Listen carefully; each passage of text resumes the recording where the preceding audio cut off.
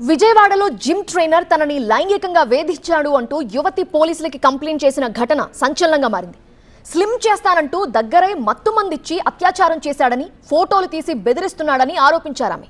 అయితే ఆ అమ్మాయి తనని ఫోర్స్ చేసిందని ఆరోపిస్తూ ఖాదర్ వీడియో విడుదల చేశాడు. ఖాదర్ వాదనలో నిజం లేదని చెప్తోంది బాధితురాలు. ఖాదర్ తనని ట్రాప్ చేశాడని అంటోంది. తానే ఖాదర్కి డబ్బులు ఇచ్చినట్లుగా ఫోన్లో ఆధారాలు చూపిస్తోంది.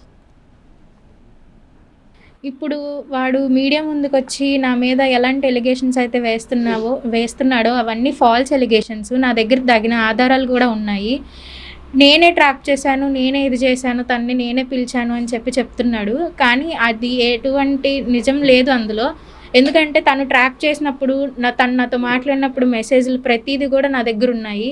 నేను ఇలాగా ట్రాప్ చేస్తూ నేను ఇంతమంది అమ్మాయిలతో మాట్లాడాను అని పెట్టినవి, కానీ తర్వాత నన్ను బలాత్కారం చేసిన తర్వాత ఏదైతే నేను నిన్ను పెళ్లి చేసుకుంటాను అని అన్నాడో అవి కానీ నా దగ్గర అన్ని ప్రూఫ్స్ ఉన్నాయి. ఇంటర్ క్యాస్ట్ మ్యారేజ్ మనది.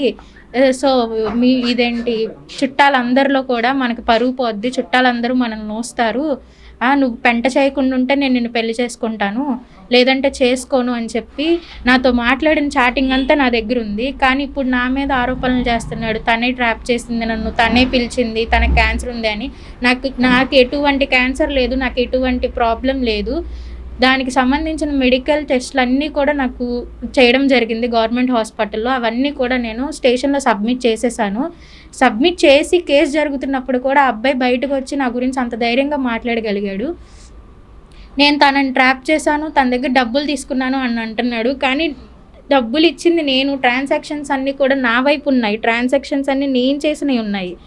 అలాంటిది నేనే డబ్బులు ఇచ్చాను, నన్ను ట్రాప్ చేసింది అని అంటున్నాడు.